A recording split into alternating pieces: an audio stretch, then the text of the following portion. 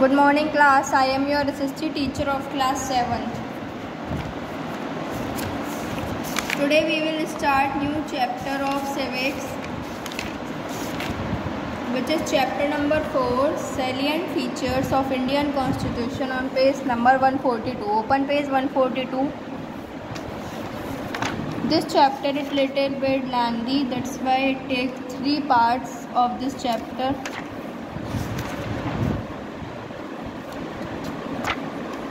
Let's start the chapter.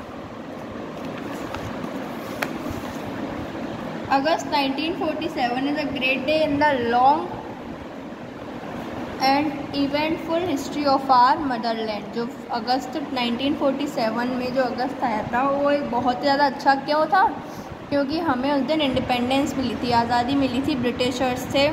जो Britishers India पे rule कर रहे थे, हमें धमका रहे थे, हमें काफ़ी इंडियंस को जान भी देनी पड़ी, काफ़ी फ्रीडम फाइटर्स को जान देनी पड़ी। तो फाइनली 15 अगस्त को 1947 को हमें क्या मिला, हमें आज़ादी मिल गई। In the process of constitutional development, इस प्रोसेस में कॉन्स्टिट्यूशनल डेवलपमेंट के the cabinet mission of 1946 had recommended for setting up of a constitution assembly to draft a new constitution for India. एक और कॉन्स्टिट्यूशनल डेवलपमेंट हुआ India में, जिसमें क्या था, कैबिनेट मिशन बनाया गया, जिससे कि जो हमारा कॉन्स्टिट्यूशन असेंबली, मतलब जिससे कि लोगों को आगे जाके कोई दिक्कत ना हो, और हम एक ऐसा बुक बना दें, एक ऐसा कॉन्स्टिट्यूशन बना दें जिसमें कि सारे रूल्स लिखे हों, जिससे कि आगे जाके सिटीजन्स को इंडिया के कोई दिक्कत ना हो। The constitution assembly has its first session on December 9। सबसे पहले जो कॉन्स्टिट्यूशन असेंबली का पहला सेशन कब था, 9 दिसंबर को 1946 में। डॉक्टर सच्चिदानंद एक डॉक्टर हैं, सच्चिदानंद सिन्हा, फिर वो प्रेसिडेंट बन गए किसके, कॉन्स्टिट्यूशनल असेंबली के, presided over the first meeting. पहली मीटिंग हुई थी उसमें ही। आफ्टर डॉक्टर सिन्हा, फिर सिन्हा के बाद doctor Rajendra Prasad constitute assembly के प्रेसिडेंट बने। फिर इंडिपेंडेंस के बाद first president of the Indian, फिर जब इंडिपेंडेंस मिल गया तो राजेंद्र प्रसाद तब भी एक बार और इंडियन रिपब्लिक के प्रेसिडेंट बने थे। Now the constituent assembly was a body. Constituent assembly क्या है, एक बॉडी है पीपल की, जिसमें ब्रिलियंट लोग हैं, टैलेंटेड लोग हैं, एंड जिसके पास बहुत अच्छी नॉलेज है, जिससे कि कॉमन पीपल पे वो अपनी नॉलेज, मतलब अलग अलग तरीके हैं जिससे कि बाद में काम आ सके। These people had depth of vision and perspective of a futurist। इन लोगों के पास क्या होता है, विज़न, मतलब देखने का नज़रिया इन लोगों का अच्छा होता है, और आगे क्या होने वाला है उसके हिसाब से ये लोग अच्छा सोचते हैं। तो आप समझते हैं सैलिएंट फीचर्स जो हैं किसके, इंडियन कॉन्स्टिट्यूशन के। तो फर्स्ट इज प्रीएम्बल। प्रीएम्बल क्या है, प्रीएम्बल मोस्ट इम्पॉर्टेंट पार्ट है ऑफ इंडियन कॉन्स्टिट्यूशन। बिकॉज क्यों है, क्योंकि इसमें ही क्या है, इसमें गवर्नमेंट के जो हमारे प्रोविजंस होते हैं अलग अलग, सब कुछ लिखा है कि सबके पास क्या है, सबके पास राइट है, सबके पास बोलने का अधिकार है, उनके पास जस्टिस है, उनको वोट देने का अधिकार है, उनके पास जो जैसे कि आपकी जो NCERT बुक्स होती हैं उनमें ही फर्स्ट पेज पे एक प्रीएम्बल होता है। अभी तो आई थिंक आपके पास NCERT बुक है नहीं, बट एक प्रीएम्बल होता है। कैसा प्रीएम्बल, ऐसा प्रीएम्बल, ये देखिए, द कॉन्स्टिट्यूशन ऑफ इंडिया, ये ना प्रीएम्बल। तो इसमें क्या लिखा है, we the people of India having solemnly resolve to, मतलब इसमें क्या है कि जिससे कि सब जो लोग हैं वो इक्वल हैं लॉ में, और सबके पास अधिक अपना राइट है, जैसे कि सॉवरेन, सोशलिस्ट, ये सब क्या है, इसके अलग अलग फैक्ट्स। अब आपको पता, अब पहला क्या आता है, जस्टिस। जस्टिस क्या होता है, जस्टिस मतलब न्याय, जैसे सोशल, इकोनॉमिक किसी चीज़ पे, या फिर political liberty of thought, expression, belief, इन सब किस में आ जाते हैं, जस्टिस में आ जाते हैं। इक्वलिटी मतलब सब एक समान, से एक समान है स्टेटस में, अपॉर्चुनिटी में, हर किसी को अपॉर्चुनिटी में एक समान है, मतलब हर किसी को उनका स्कोप मिलना चाहिए। टू प्रमोट जो फ्रेटर्निटी, मतलब सबको भाईचारे से रहना चाहिए, प्यार से रहना चाहिए, सबको किसी की डिग्निटी, जैसे ये कहते हैं ना ये कास्ट इसकी अलग है, इसकी अलग है, तो सबको अपनी अपनी कास्ट से एक साथ रहना चाहिए। यूनिटी मतलब एकजुट रहना चाहिए कि हमारी नेशन पे कोई दिक्कत आए तो वो लोग एक साथ खड़े हों। Now adopt, enact and give to ourselves this constitution. इसको अडॉप्ट मतलब इसको करें कैसे, एक्ट कैसे करें और इसको दें कैसे। तो जो प्रीएम्बल है वो कुछ मेन ऑब्जेक्टिव्स को दिखाता है, जैसे जिसमें कि क्या है कि सबके पास अपना अपना राइट है। फिलॉसफी, एक बेसिक फिलॉसफी बताता है, और जिसमें क्या होता है कि जो बेसिक स्ट्रक्चर में जैसे नॉर्मली जो लोगों को राइट्स नॉर्मल होने चाहिए, जैसे कुछ फंडामेंटल राइट्स हैं, कुछ फंडामेंटल ड्यूटीज़ हैं, ऐसे प्रीएम्बल में कुछ जो प्रीएम्बल ऑफ कॉन्स्टिट्यूशन है उसमें सब कुछ लिखा है। जब भी कोई दिक्कत आती है, जैसे कुछ हम सोचने में कुछ कन्फ्यूज़न है, तो हम क्या चलाते हैं, प्रीएम्बल एक बुक है उसको खोल लेते हैं, जिसमें किसके बारे में कुछ वर्ड्स हैं, जैसे कि सोशलिस्ट, सेक्युलर, यूनिटी मतलब सब एक साथ है, इंटीग्रिटी ऑफ नेशन, इंटीग्रिटी मतलब जो नेशन है, मतलब अपना जो राष्ट्र है उसको सराहना, उसको आगे बढ़ाना। प्रीएम्बल क्या है, इन 1976 में क्या हुआ था, 42nd अमेंडमेंट के लिए यूज़ हुई थी ऑफ द कॉन्स्टिट्यूशन।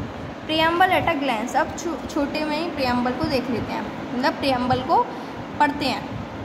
तो प्रीएम्बल में क्या है, we the people of India, हम लोग कौन है, हम पीपल हैं इंडिया के। इट मीन्स कि वो किसको रेफ़र करता है, जो पूरी पब्लिक है इंडिया की, जो भी लोग इंडिया में रह रहे हैं वो लोग। देन आता है सोवरेन, सोवरेन मतलब क्या होता है, sovereignty rest in the people of India, sovereignty मतलब द पीपल ऑफ इंडिया, जो एक पर्सन है इंडिया का, वो क्या आता है, सोवरेनिटी में आता है। हु आर अल्टीमेट मास्टर, जो खुद में अपने आप में एक मास्टर है और खुद कुछ बड़ा काम करेंगे। जो एबव ये सोवरेन है, इसका मतलब क्या है कि वो हर कुछ काम करने के लिए फ्री है। जैसे वो बाहर कहीं फॉरेन में जाना चाहते हैं तो, लेकिन कोई बाहर का इंटरफेरेंस में नहीं देंगे, वो मतलब जो करना चाहते हैं वो कर सकते हैं, but no foreign interference.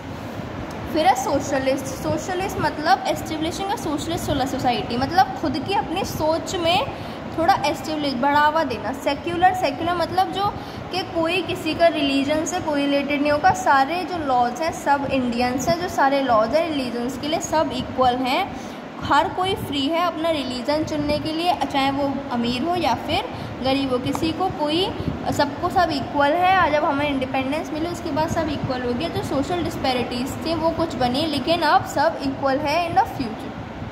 Then आता है रिपब्लिक कंट्री, रिपब्लिक मतलब जो हेड होता है स्टेट का, वो सिर्फ किससे इलेक्ट होगा, लोगों से इलेक्ट होगा, किसी हेरिडिटरी क्लेम से। मतलब ऐसे पहले क्या होता था, राजा का बेटा ही राजा बनता था, ऐसा कुछ नहीं होगा। जो लोग चाहेंगे, जिसे लोग इलेक्ट करेंगे, वही इंसान इलेक्ट होगा। Okay, now no any external, जो बाहर की अथॉरिटीज़ हैं, कोई एक्सटर्नल अथॉरिटी नहीं लगाई जाएगी, कोई और जो इलेक्टेड मेंबर्स हैं पार्लियामेंट के, लेजिस्लेटिव के, वो हर 5 साल बाद बदलेंगे। The USA is also a republic just like, USA क्या है, बिल्कुल इंडिया की तरह रिपब्लिक है, जहाँ पे प्रेसिडेंट को इलेक्ट करते हैं लोग। इसमें डिफरेंस क्या है, USA में, USA the president is known as the head of the presidential government. USA में क्या है कि जो प्रेसिडेंट है इंडिया का वही हेड होता है, या फिर पार्लियामेंट्री गवर्नमेंट का कौन हेड होता है, प्रेसिडेंट ही हेड होता है। एक प्राइमरी एम है आप कॉन्स्टिट्यूशन का, क्या है कि secure justice for all seems in the preamble, के जितने भी प्रीएम्बल में सबके लिए जस्टिस लिखी है, वो हमें मतलब जो क्यों लिखी है वो उसे हम बरतें, उस पर उसको फॉलो करें। It is very difficult to define the term justice, बहुत डिफ़िकल्ट है जस्टिस मतलब न्याय को डिफ़ाइन करना। जैसे गवर्नमेंट कुछ लॉस बनाती है जिससे कि जो वीकर सेक्शन है उन पर कोई दबाव ना डाला जाए, कोई परेशानी ना हो उनको। वीकर सेक्शन मतलब छोटी क्लासेज है, lower classes. Government फाइंस minimum wages, जो कम से कम वेजेस उनके लिए करती है, सारे इक्वल अपॉर्चुनिटीज़ प्रोवाइड करती हैं कि चाहे वो एम्प्लॉयमेंट में हो सारे सिटीजन्स को, और सोशल जस्टिस भी इंश्योर करती है। इसमें क्या है, सारे सिटीजन्स को राइट है वोट देने का, इलेक्शंस में इलेक्शन में पार्ट लेने का, पॉलिटिकल राइट्स को, पॉलिटिकल राइट में पॉलिटिकल जस्टिस होने का, लिबर्टी का मतलब है फ्रीडम ऑफ थॉट। लिबर्टी मतलब होता है फ्रीडम ऑफ थॉट, कि आपको सोचने की लिबर्टी है, मतलब सोचने का फ्रीडम है, खुले हो आप, एक्सप्रेशन, बिलीफ, जो भी आप वर्शिप, जो भी भगवान को मानना चाहते हो उसे मानो, जो भी बनना चाहते हो उसे बनो, कोई आप पे दबाव नहीं है। इक्वलिटी मतलब सब इक्वल हैं, सबके पास फ्रीडम है। अगर पुलिस के पास ठोस सबूत नहीं है तो वो किसी इंसान को भी अरेस्ट नहीं कर सकती। जो दो मेन ऑब्जेक्टिव रह गए विच इज़ म्यूचुअल ब्रदरहुड मतलब भाईचारा। जैसे एक है डेमोक्रेटिक, इसमें क्या है, ये भी एक प्रियम्बल में एक वर्ड है डेमोक्रेटिक, जिसका क्या मतलब है, सब एक साथ हैं, सब जो गवर्नमेंट बनी है वो किससे बनी है, of the people, by the people and for the people. जैसे पंडित जवाहरलाल नेहरू की तरफ से जो political democracy is represented by every person, जो पॉलिटिकल डेमोक्रेसी में क्या है कि हर एक पर्सन भाग ले, अपना जो वोट दे हर किसी को, मतलब जो भी वो चाहता है, और अपनी खुद की डेमोक्रेसी बनाए। बी आर अम्बेडकर चाहते थे social democracy is a way which, social democracy एक वे है जहाँ पे इंसान खुद को लिबर्टी महसूस करता है, फ्रेटर्निटी, और अपनी लाइफ के प्रिंसिपल्स को एंजॉय करता है। एक डेफिनेशन है जिसको हमने, India can not be to be real democratic country. India क्या है, रियल डेमोक्रेटिक कंट्री नहीं है। क्योंकि क्यों नहीं है, क्योंकि पुअर को हमेशा पुअर ही रहता है, और जो बदनाम है वो बदनाम ही रहेगा। इन अदर हैंड इसमें हम क्या कर सकते हैं, दूसरी तरफ क्या है, एक यूनिवर्सल एडल्ट फ्रेंचाइज है कि सबको हर एडल्ट को वोट देने का अधिकार है। इंडियन इज़ गुड, इंडियन क्या है, गुड है, अच्छे हैं, but it would be better if they are provided. लेकिन वो और भी ज़्यादा अच्छे होते, बेटर होते जब वो सोशल और इकोनॉमिक दोनों डेमोक्रेसी, वैसे तब भी हमारे कंट्री में डेमोक्रेसी है, बट कुछ लोग ऐसे हैं जो नहीं मानते हैं कि कास्ट की वजह से या फिर जाति धर्म वगैरह उनका रहता है। तो हमने क्या सुना कि कोई लॉ नहीं है, मतलब कोई अपना कुछ खुद का कोई भी इंसान कुछ भी कर सकता है, किसी पे कोई रेस्ट्रिक्शन नहीं है। Okay, so this is the part A of the explanation. Thank you class and have a nice day. Goodbye.